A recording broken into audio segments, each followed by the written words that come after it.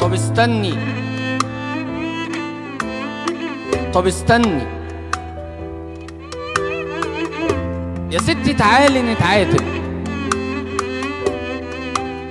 لكن بجد ما تبعديش عني.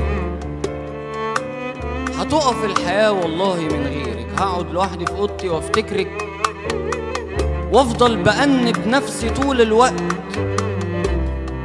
انا قلت بيكي حياتي تتحسن وهبدأ من جديد، وبدأت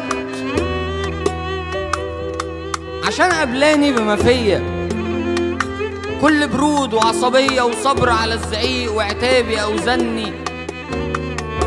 طب استني، مش احنا قلنا هنكمل وهبقى معاكي على الأيام؟ فليه دلوقتي نتغير وجاية تقولي ليا سلام؟ أنا ما أقدرش أعيش بعدك يومين عدلين،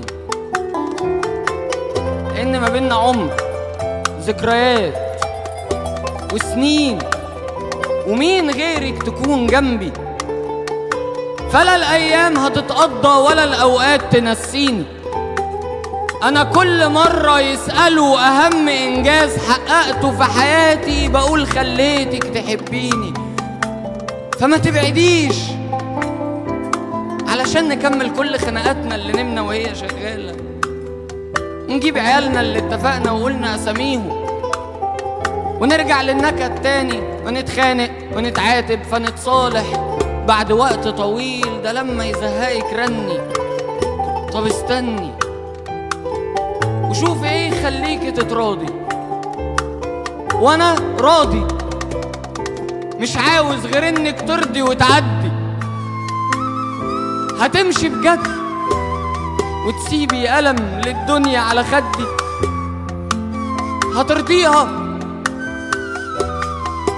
لو حتى ماشي أنا هنسى الذكريات ازاي؟ أكلم مين وأنا مسافر وسايق على الطريق بالليل؟ ومين هيقول لي توصل بالسلامة؟ أنا هصحى واستنى. ومين كل لما أكون نازل يدعيلي من قلبه ربنا يرزقني سلامته والجنة؟ أنا ما اتمنيتش حاجة من الحياة غيرك، فلو مشيتي بجد هبطل اتمنى. وانا ضايقتك في الحياة، ساعات بزهق وبتعصب وبتنرفز، لكن اسف على اي كلمة ما قلتهاش قاصد، لكن طلعت عشان بس الكلام خني. وانا والله مش عاوز غير انك تفضلي معايا وتستني.